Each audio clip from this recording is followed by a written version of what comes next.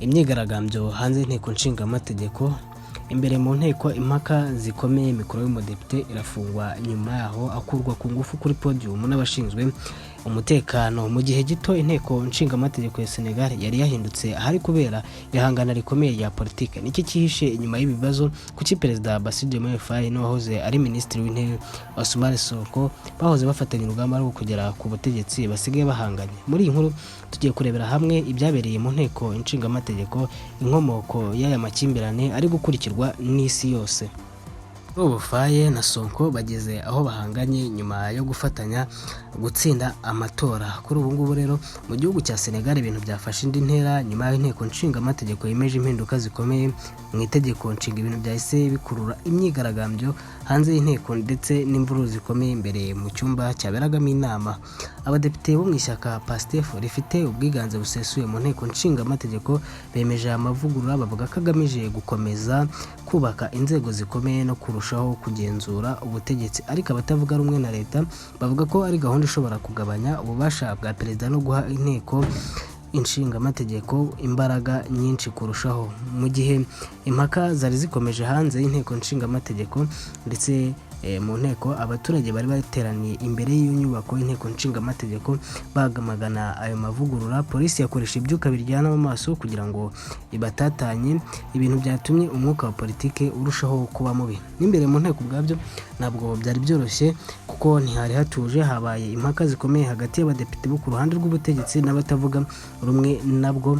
Umudepite utavuga rumwe n'ubutegetsi Abdou Mbow yasabye ko ibiganiro bisubikwa, ariko icyifuzo cye kirangwa. Igihe rero yari kuri podium avuga ayo magambo, perezida w'inteko nshinga amategeko Ousmane Sonko ategeka ko mikoro ye ifungwa kugira ngo adakomeza kuvuga. Nubwo mikoro ye yari yamaze gufungwa, uwo mudepite yakomeje kwanga kuva aho yavugiraga. Nyuma y'igihe gito abashinzwe umutekano binjiye mu cyumba cy'inteko bamukuraho ku ngufu. Ibintu byahise bitera umwuka mubi cyane kuko bamwe mu badepite batavuga rumwe n'ubutegetsi bahise basohoka mu cyumba, bavuga ko uburenganzira bwabo bwo gutanga ibitekerezo bwahonyowe. Aya makimbirane yabaye mu gihe inteko yari iri gutora impinduka zigamije kuvugurura itegeko nshinga. Mu ngingo z'ingenzi zemejwe harimo kongera ububasha bwa komisiyo z'inteko nshinga amategeko, gutegeka ko amasezerano yose yerekeye umutungo kamere agezwa ku badepite, gushyiraho urukiko rusimbura urwari rusanzweho no kubuza perezida uri ku butegetsi gukomeza kuba umuyobozi w'ishyaka rya politike. Hari kandi ingingo ibuza perezida gushyira umukono ku mategeko amwe n'amwe hagati y'itangazwa ry'ibyavuye mu matora n'irahira rya perezida mushya. Guverinoma yatangaje ko izi mpinduka zizagezwa ku baturage muri referendum nubwo itaratangazwa mu igihe cya nyacyo izabera. Ariko Sonko we avuga ko kuba inteko nshinga amategeko yari imaze kwemeza ku bwiganze bw'amajwi bihagije, agaragaza ko kutavuga rumwe n'icyifuzo cyo perezida kubanza kujya muri referendum. Ibi byose bibaye mu gihe igihugu kiri kureba nabi umubano hagati ya perezida ndetse na Ousmane Sonko. Abo bagabo bombi bahoze ari inshuti magara ndetse bafatanyije kugera ku butegetsi. Mu 2024 Faye na Sonko bari ibimenyetso by'icyizere ku banyasenegal benshi. Bombi bari bafunzwe mbere y'amatora kubera ibibazo bya politike n'amategeko byari bibakurikiranye. Sonko wari umaze imyaka ayoboye urugamba rwo kunenga ubutegetsi bwariho ntiyemerewe kwiyamamaza, yahise ashyigikira inshuti ye ya hafi Bassirou Diomaye Faye wari nawe ufunzwe icyo gihe bari bafunganywe. Nyuma yo kurekurwa, Faye yiyamamarije kuyobora igihugu ashyigikiwe na Sonko n'ishyaka PASTEF. Intsinzi ye yagaragajwe nk'intsinzi y'abagabo bombi ndetse abaturage benshi bavuga ko Senegal yinjiye mu gihe gishya cya politike. Ubwo Faye yarahiriraga kuyobora igihugu, yahise agena Sonko ku mwanya wa minisitiri w'intebe. Mu mezi ya mbere y'ubutegetsi bwabo bagaragara nk'abakorana nta kibazo, bakazenguruka igihugu hamwe ndetse bagatangaza gahunda zitandukanye zo kurwanya ruswa, kuvugurura ubukungu no guha urubyiruko amahirwe menshi. Ariko ko amezi yagendaga ashira, ibimenyetso byo kutumvikana hagati yabo byatangiye kugaragara cyane. Ariko uko amezi yagendaga ashira n'ubundi ibimenyetso byo kutumvikana hagati yabo byatangiye kugaragara, nubwo bombi bakomeza kuvuga ko bafitanye umubano mwiza. Hari ibyemezo bya guverinoma byagaragazaga ko batagihuza ibitekerezo ku buryo igihugu cyagombaga kuyoborwa.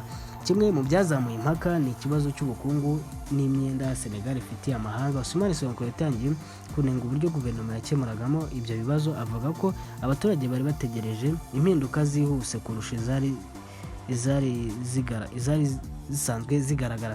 Ibyo byatumye benshi batangira kwibaza niba ubuyobozi bw'igihugu bwari bugifite icyerekezo kimwe. Abasesenguzi ba politiki bavuga ko muri icyo gihe hatangiye kubaho ihangana rishingiye ku kibazo cy'uwari ufite ijambo rya nyuma mu buyobozi bw'igihugu. Hari ababonaga Sonko nk'umunyapolitiki wari ugifite ijambo rikomeye mu ishyaka PASTEF no mu badepite, mu gihe abandi bavugaga ko Perezida Faye yashakaga gukoresha ububasha ahabwa n'itegeko nshinga nk'umukuru w'igihugu, akaba ari naho hakomotse kuba bahindura itegeko nshinga. Muri Gicurasi 2026 aya makimbirane yaje kugera ku rwego rukomeye ubwo Perezida Bassirou Diomaye Faye yafataga icyemezo cyo gukura Ousmane Sonko ku mwanya wa minisitiri w'intebe. Ni icyemezo cyatunguranye cyerekanye ko umubano w'aba bombi wari umaze kwangirika ku buryo bugaragara. Nubwo Sonko yavuye muri guverinoma, ntiyatakaje imbaraga ze muri politike. Ishyaka PASTEF rikomeje kugira ubwiganze busesuye mu nteko nshingamategeko.